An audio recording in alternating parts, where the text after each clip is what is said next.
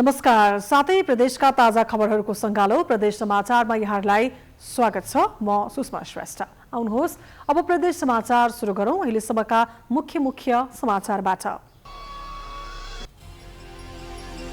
आज एकै दिन देशभर 396 अस्पतालको शिलान्यास गरियो। 95,000 बढी स्वास्थ्यकर्मी पठाइने।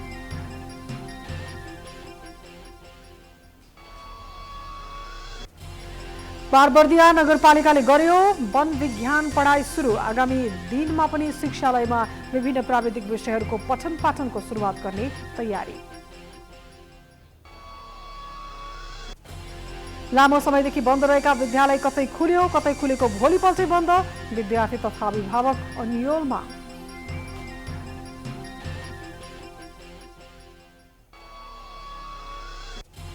र सप्तरीमा दलित विपन्नलाई लक्षित गर्दै धमाधम सुरक्षित भवन बनाइदै जिल्लाभरमा 4,335 सुरक्षित भवन निर्माण। आफ्नै आँगनमा कलात्मक घर बनेपछि विपन्न बस्तीमा खुसियाली।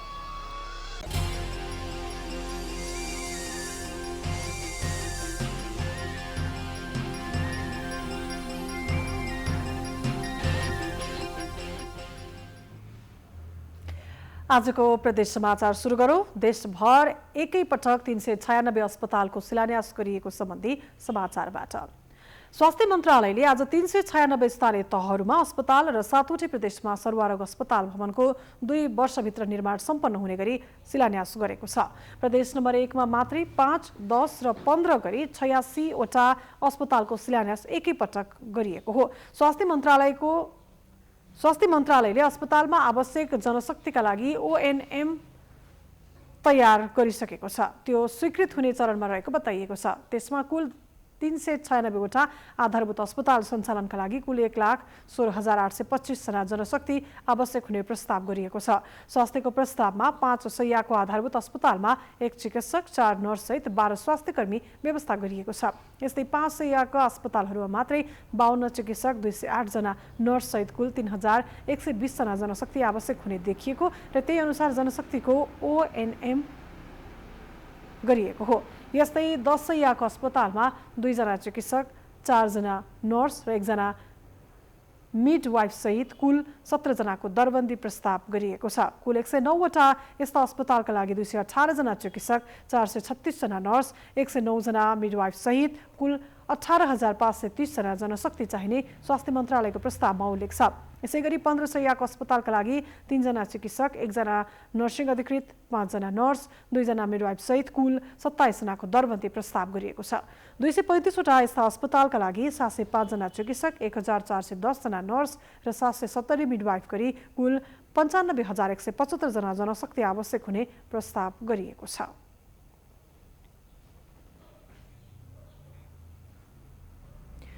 अब लागौं प्रदेश 6 को बर्दियाको खबरतर्फ।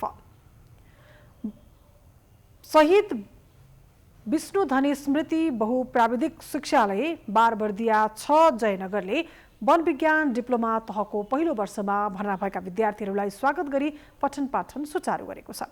उक्त शिक्षालयले विद्यार्थीहरूलाई स्वागत कार्यक्रमको आयोजना गरी वन विज्ञान विषयको डिप्लोमा पहिलो वर्षको पढाइ सुरु भएको जानकारी गराएको हो।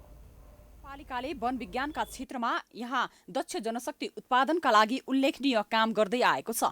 वन विज्ञानको विषयमा देशलाई दक्ष जनशक्तिको आवश्यकता परिरहेका बेलामा सोही विषयमा पढाइ सुरु गरेकाले विद्यार्थीहरूले रोजगार पाउने सम्भावना समेत प्रबल छ। विद्यार्थीहरूलाई तन र मनका साथ लगनशील भएर अध्ययन गर्न जनप्रतिनिधिहरूले आग्रह गरेका छन्। बहुप्राविधिक शिक्षा पनि सपना हुनेछ र त्यो सपना पुरा हुनेछ र त्यसले निश्चित रूपमा भोलिका दिनमा यो विष्णुधनी बहुप्राविधिक शिक्षालयबाट अध्ययन गरेको विद्यार्थी भनेपछि दुनियाँको कुनै पनि ठाउँमा गएर आफूलाई चाहिँ बेच्न सक्ने स्थितिमा हुनेछ र त्यो किसिमबाट अगाडि बढ्नेछ भन्ने कुराको आशा, अपेक्षा, विश्वाससहित भाइ बहिनीहरूलाई यो पढाइको लागि आउनु भएकोमा हार्दिक स्वागत। यस शिक्षालयले गाउँका गरिब किसानका सन्तानहरूलाई सर्वसुलभ तरिकाले व्यावहारिक तथा प्राविधिक शिक्षा प्रदान गर्न यो कार्यक्रम सञ्चालन गरेको हो।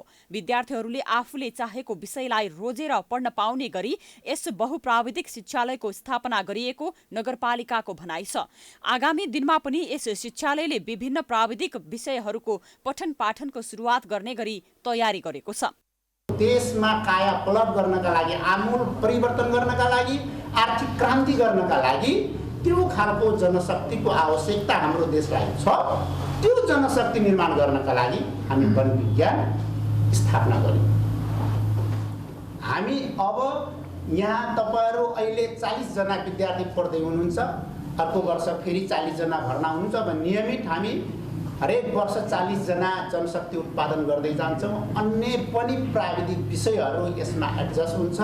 बारबर्दिया नगरपालिका र सिटिई भेटीको साझेदारीमा यसै वर्षदेखि 3 वर्षे डिप्लोमा वन विज्ञान कार्यक्रम सञ्चालन गरिएको छ। उक्त शिक्षालय सिटी भेटीबाट सम्बन्धन प्राप्त गरी 2076 असार 30 गते स्थापना भएको संस्था हो। शहीद विष्णु पोखरेल र धनीराम थारूको स्मृतिका लागि नामाङ्कन गरिएको शिक्षालयले सुरुवातमा 3 वर्षे वन विज्ञान विषयको कार्यक्रम सुरु गरेको छ। शिक्षालयमा 40 जना प्रशिक्षार्थीहरू मध्ये नगरपालिकाले 15 जना शुल्कमा 100%, 8 जना 75% र 3 जना 50% छुटमा पढ्न पाउनेछन्। उक्त शिक्षालयको क्रमशः वर्षेनी staff nurse, lab, HA pharmacy आदि विषयहरू सञ्चालन गर्ने योजना रहेको छ। बर्दियाबाट सर्मु चौधरीको रिपोर्ट। अब लागौं लुम्बिनी प्रदेशको पश्चिम नवलपरासीको प्रसङ्गतर्फ। नेपाली कांग्रेस केन्द्रीय खेलकुद विभाग नवलपरासीले विभागको निर्देशन बमोजिम देशैभरि रक्तदान कार्यक्रम अनुरूप पश्चिम नवलपरासीमा रक्तदान कार्यक्रम सुरु गरेको छ। पश्चिम नवलपरासीको सुनुवल उपशाखाको रेड क्रस भवनमा आज रक्तदान कार्यक्रम गरी 32 पोइन्ट रगत सङ्कलन गरिएको खेलकुद विभागले जनाएको छ। रगतको अभावमा कसैले पनि ज्यान गुमाउन नपरोस् भन्ने उद्देश्यका साथ रक्तदान कार्यक्रम सञ्चालन गरिएको नेपाली कांग्रेस केन्द्रीय खेलकुद विभाग सदस्य धनप्रसाद गुरुङले बताउनुभयो। रक्तदान कार्यक्रममा नेपाली कांग्रेस जिल्ला सभापति विष्णु पौडेलले खेलकुद विभागले आयोजना गरेको रक्तदान कार्यक्रम आफैमा महत्त्वपूर्ण हुने भन्दै रक्तदान नै जीवनदान भएकोले सबैलाई रक्तदान कार्यक्रममा सरिक हुन आग्रह गर्नुभयो। प्रदेश समाचारमा पालो भएको छ विश्रामको।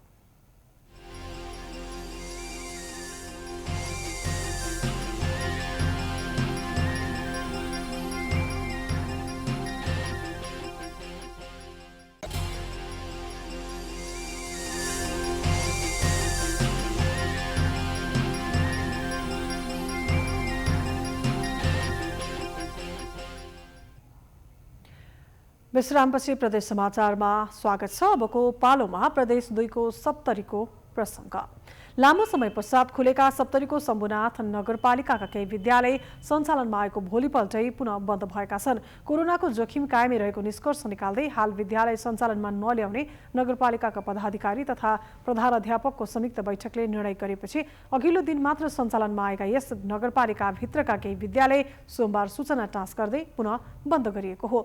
उक्त नगरपालिकाभित्र 24 सामुदायिक विद्यालय छन्। अधिकांश गत चैत 11 देखि नै बन्द छन्। कोरोनाको जोखिम कायमै रहेकाले आइतबारदेखि फाट्टाफुट्टा रूपमा सञ्चालनमा आएका विद्यालयहरू पनि अर्को निर्णय नभएसम्मका लागि सोमबारदेखि पुनः बन्द गर्ने निर्णय भएको नगर प्रमुख योगेन्द्र प्रसाद चौधरीले बताउनुभयो।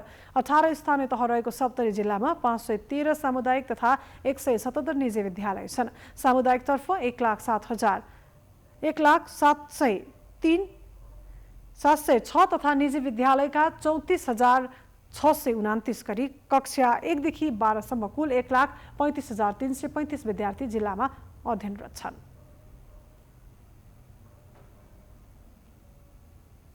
फेरि पनि प्रदेश 2 कै रौतहटको प्रसङ्ग। डिभिजन वन कार्यालय रौतहटले सोमबार बिहान चन्द्रपुर स्थित नुनथर क्षेत्रमा ठूलो परिमाणमा सालको काठ बरामद गरेको छ। नुनथरबाट सर्लाहीतर्फ मिनी बसमा लैजाँदै गरेको अवस्थामा 59 थान सालको चिरान फल्ली काठ बरामद गरेको हो। डिभिजन वन कार्यालय रौतहटका सहायक वन अधिकृत द्वय रामप्रसाद शाह र सुरेश प्रसाद महतो लगायतको टोलीले विशेष सुराकीका आधारमा पौराई गरी सब डिभिजन वन कार्यालय अन्तर्गतको नुनथर क्षेत्रबाट 1 ख 6442 नम्बरको मिनी बसमा 55.67 क्युफिट तयारी अवस्थाको सालको काठ बरामद भएको हो। बिहान 3:30 बजे बरामद गरिएको ती सालको काठको मूल्य 3 लाख बराबर रहेको डिभिजन वन कार्यालय रौतहटका अधिकृत विनोद सिंहले बताउनुभयो। उहाँहरू लाग्नु भएको थियो र 2 दिन त सफलै भएन र हिजो मात्रै इभन 3 जना वरिष्ठ अधिकृत साहबहरू को कमान्डमा चाहिने टोलीहरू चाहिँ गएर त्यसपछि चाहिँ यो घेरा हालेर यो समातिएको हो, पक्राउ परेको हो र यो अहिले अनुमानित अहिले यो सबै गाडीबाट निकालेपछि मात्रै थाहा हुन्छ। रौतहटमा यसअघि साइकल, टायर गाडा, जीप र ट्रकबाट सालका काठ बरामद हुने गरेको भए पनि मिनी बसमा काठ बरामद भएको भने यो पहिलो घटना हो। तस्करहरूले उक्त फेन्टा काठहरू ट्युब मार्फत खोलामा बगाएर समथर स्थानमा ल्याई मिनी बसमा लोड गरेको तस्करीमा प्रयोग भएको उक्त मिनी बसबाट ठुला सवारीका ट्युबहरू र रस्साहरू समेत बरामद भएको हो। तस्करी गर्ने गरेको पछिल्लो समयमा वन कार्यालयले वन संरक्षण तथा गस्ती तीव्र पार्दै आएपछि काठ तथा काठ ओसार पसार गर्ने सवारी साधनहरू बरामद हुँदै आएका छन्। फेरि पनि प्रदेश समाचारमा पालो भएको छ विश्रामको।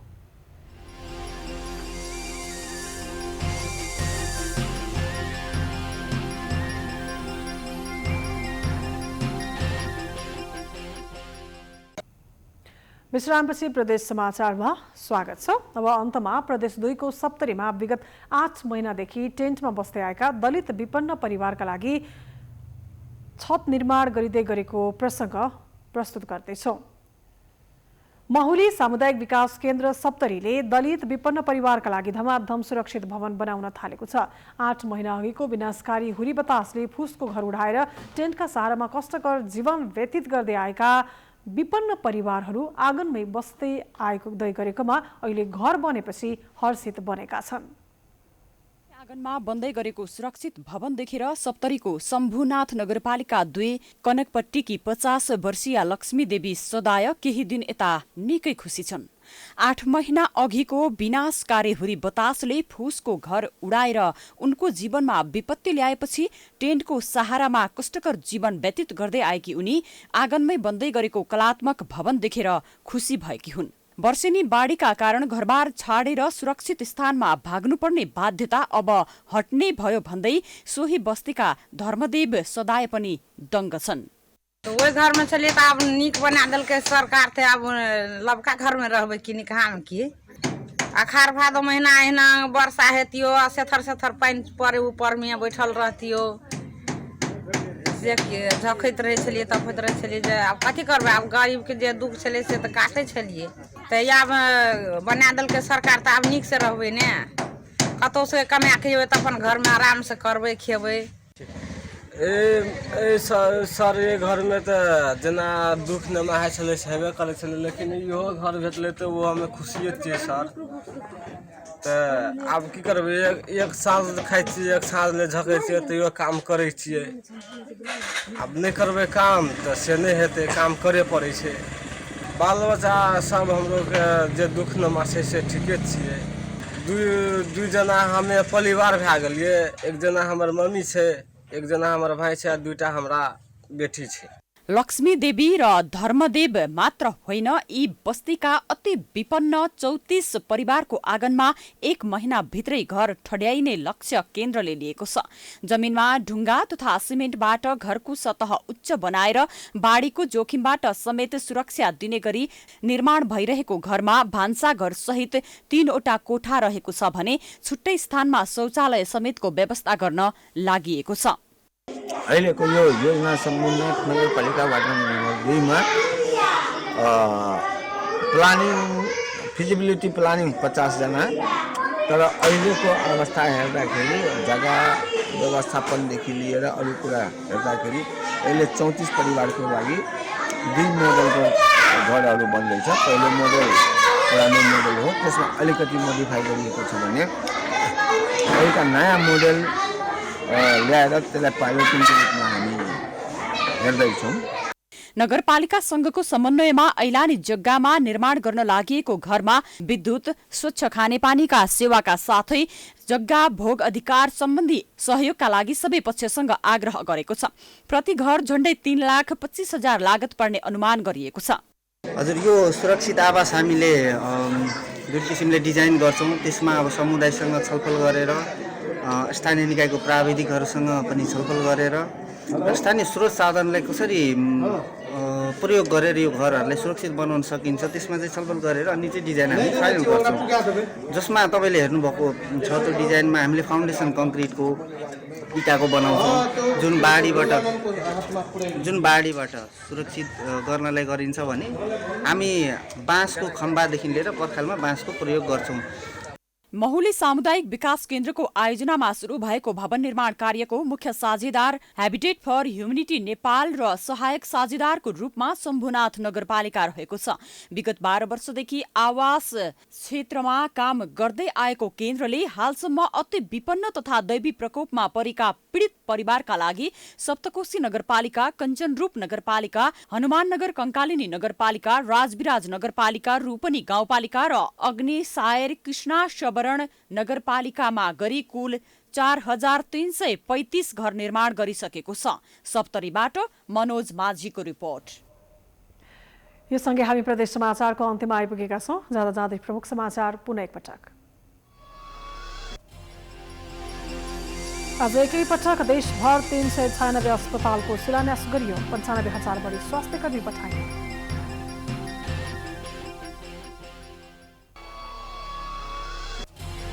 बारबर्दिया नगरपालिकाले गर्यो वन विज्ञान पढाइ सुरु। आगामी दिनमा पनि शिक्षालयमा विभिन्न प्राविधिक विषयहरूको पठन पाठनको सुरुवात गर्ने तयारी। लामो समयदेखि बन्द रहेका विद्यालय कतै खुल्यो कतै खुलेको भोलिपल्टै बन्द। विद्यार्थी तथा अभिभावक अन्यलमा।